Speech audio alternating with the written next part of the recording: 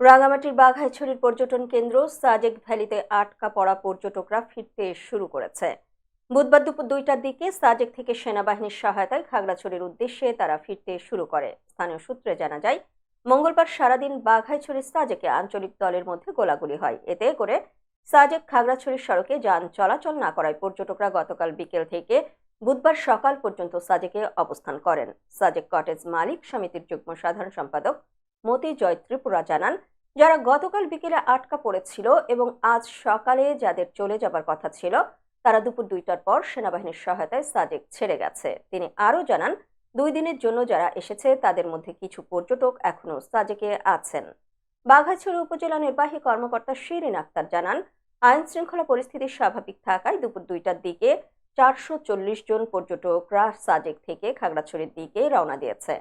প্রসঙ্গত, এলাকা নিয়ন্ত্রণে গত কয়েকদিন ধরে সাজেক ও মাচালং এলাকায় সন্তুল আর্মা জেএসএস ও প্রস্তুত গ্রুপ ইউপিডিএফ 2 আঞ্চলিক দল দফায় দফায় গোলাগুলির ঘটনা ঘটে।